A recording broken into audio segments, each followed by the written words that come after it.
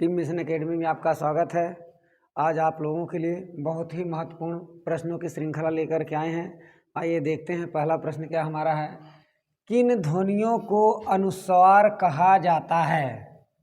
आपके विकल्प हैं स्वर के बाद आने वाली नासिक ध्वनियाँ, स्वतंत्र रूप से उच्चरित ध्वनियाँ, स्वर के साथ आने वाली ध्वनियाँ, व्यंजन के बाद आने वाली ध्वनियाँ। तो दोस्तों देखेंगे स्वर के बाद आने वाली ध्वनियाँ नासिक ध्वनियाँ, स्वर के बाद आने वाली नासिक ध्वनियाँ, ये आपका विकल्प ए सही है, क्योंकि स्वतंत्र रूप से उच्चरित ध्वनियाँ ये आपकी अनुस्वार नहीं होती हैं। इसके बाद स्वर के साथ आने वाली जो ध्वनियाँ होती हैं ये भी अनुस्वार में नहीं होती हैं। व्यंजन के बाद आने वाली ध्वनियाँ जो होती हैं ये अतः कतः प्रातः संस्कृत में चली जाती हैं। तो इसलिए हमारा विकल्प ए सही होगा, स्वर के बाद में आने वाली नासिक ध्वनि। देखते हैं दूसरे प्रश्न के। आधुनिक व्याकरण की दृष्टि से ब वर्ण का वैशिष्ट्य है। ब वर्ण का वैशिष्ट्य का मतलब ब वर्ण का उच्चारण कैसे कैसे होता है। तो देखिए तो दोस्तों ब जो है आपका सबसे पहले देखेंगे द्वयोष्ठव्य। द्वयोष्ठव्य इसको क्यों कहा गया है? क्योंकि ब का उच्चारण करते समय दोनों ओठ हमारे स्पर्श होते हैं। इसके बाद ये अस्पर्श व्यंजन है। इसके बाद फिर आता है अल्प प्राण। तो अल्प प्राण आप लोगों को बताया गया होगा कि 1, 3, 5 पहला, तीसरा और पांचवा वर्ण प्रत्येक वर्ग का अल्पप्राण होता है। तो ये तीसरा वर्ण अल्पप्राण है। और घोष 3, 4, 5 जो घोष होते हैं। फिर निरानुशासिक, इसमें अनुस्वार नहीं लगा है। तो आपका विकल्प भी सही है। आगे चलते हैं। हिंदी शब्दकोश के अनुसार संतान, सकल, सचल, सक्षम शब्दों का सही क्रम है। तो मित्रों हिंदी शब्दकोश के अनुसार जो होता है ये आपका इसका विश्लेषण करेंगे। तो जैसे देखिए संतान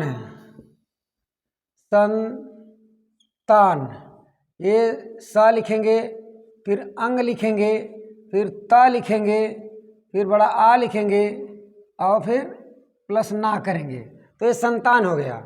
तो संतान पहले मिल गया। इसके बाद सकल है, सकल, स धन क, स धन अ धन क धन अ धन ला। तो देखेंगे फिर इसके बाद है सक्षम। स धन आ धन क धन खष्टी सा धन म धन अ।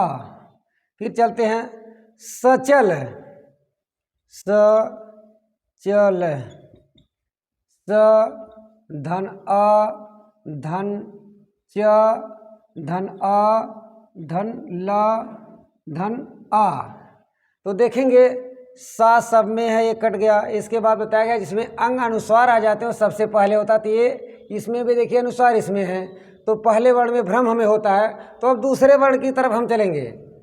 तो देखिए इसमें भी छोटा है, इसमें भी छोटा है। इसके बाद यहाँ का है तो सकल, ये विकल्प आपका डी सही होगा। सकल, संतान, सकल, सक्षम और सचल। आगे फिर अगले प्रश्न की तरफ चलते हैं। हिंदी की स्पर्श, घोष, महाप्राण, ओष्ठव्य, व्यंजन ध्वनि है भ, द, थ, ह।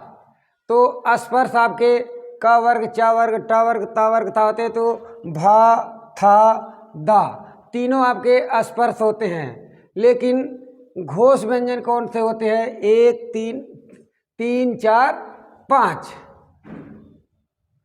तो 3, 4, 5 आपका चौथा वर्ण जो आता है ए विकल्प प, फ, ब, भ आता है। तो ये आपका महाप्राण आ जाएगा। और ओष्ठव्य भी है। तो आपका विकल्प ये सही है। अगले प्रश्न पर हम चलते हैं। देखते हैं कि धातु में प्रत्यय जोड़ने से बने शब्द कहलाते हैं। तो धातु में प्रत्यय जोड़ने से बने शब्द कृदंत प्रत्यय कहलाते हैं। विकल्प भी होता है। यदि यही कह दिया जाए संज्ञा और सर्वनाम में प्रत्यय जोड़ने से कौन पद प्रत्यय बनते हैं तो तद्धित हो जाएंगे। फिर है निम्नलिखित में से मिश्र वाक्य है। मेरे आते ही वर्षा होने लगी, उसके जाने के बाद वर्षा होने लगी, वह घर से निकला और वर्षा होने लगी। फिर है ज्यों ही वह घर से निकला वर्षा होने लगी।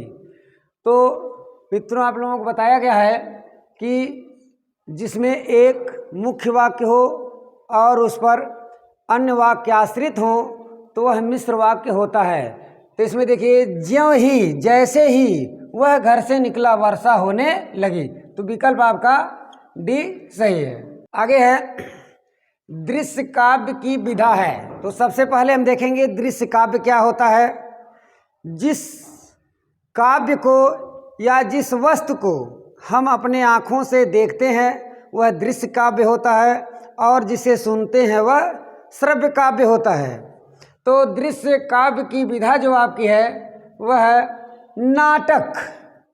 नाटक दृश्य काव्य की विधा होती है, क्योंकि निबंध दृश्य काव्य होता नहीं है।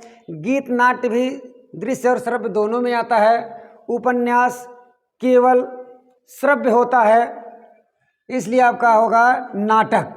फिर आगे है हिंदी का पहला रेडियो नाटक माना जाता है। रेडियो नाटक का मतलब होता है जो छोटे छोटे नाटक बच्चों को खुश करने के लिए रेडियो पर प्रसारित किए जाते हैं उसे रेडियो नाटक कहते हैं। तो ये आपका पहला विकल्प है सीमा रेखा, दूसरा राधा कृष्ण, तीसरा सेठ बाकेमल, चौथा युग संधि। तो सीमा रेखा आपकी एकांकी है। ये जो विकल्प भी है राधा कृष्ण है, ये आपका हिंदी का पहला रेडियो नाटक माना जाता है। सेठ बाकेमल उपन्यास है, युग संधि संस्मरण है। फिर आगे देखते हैं आदिकालीन हिंदी काव्यधारा में उपलब्ध नहीं है, यानी कौन सा इसमें से जैन साहित्य, सिद्ध साहित्य, सिख साहित्य या नाथ साहित्य, कौन सा हिंदी की काव्यधारा में उपलब्ध नहीं है। तो ये जैन साहित्य उपलब्ध है, सिद्ध साहित्य उपलब्ध है, नाथ साहित्य भी उपलब्ध है। ये सिख साहित्य, सिख संप्रदाय होती है, इसका कोई साहित्य नहीं होता। तो आपका विकल्प सी सही हो जाएगा। आगे चलते हैं किस इतिहास लेखक ने अपने इतिहास ग्रंथ में लगभग 5000 कवियों का विवरण दिया है। मिश्र बंधु, शिव सिंह सेगर, आचार्य रामचंद्र शुक्ल, जॉर्ज ग्रियर्सन। तो 5000 कवियों का जीवन वृत्त वर्णित करने वाला ग्रंथ जो है आपका मिश्र बंधु विनोद, विकल्प ए सही है। मिश्र बंधु विनोद नामक हिंदी साहित्य के इतिहास लेखकों के नाम हैं श्याम बिहारी मिश्र, सुखदेव बिहारी मिश्र और राम बिहारी मिश्र। गणेश बिहारी मिश्र, श्याम बिहारी मिश्र, सुखदेव बिहारी मिश्र। तीसरा विकल्प आपका है गणेश बिहारी मिश्र, श्याम बिहारी मिश्र और राम बिहारी मिश्र। चौथा विकल्प की तरफ देखते हैं गणेश बिहारी मिश्र, सुखदेव बिहारी मिश्र और राम बिहारी मिश्र।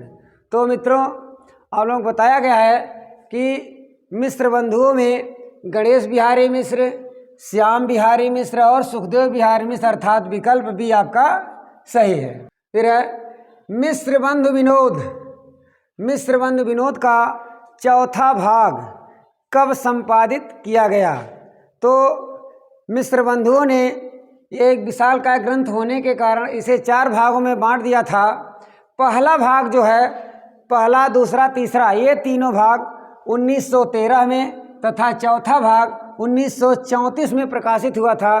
तो आपका विकल्प ए सही है। फिर है परा उपसर्ग का अर्थ है। परा उपसर्ग का अर्थ है भीतर, बाहर, उल्टा, आसपास। तो परा का मतलब होता है उल्टा, दूसरे के अधीन जो होते हैं उसको उल्टा कहते हैं, ये परा उपसर्ग आपका है।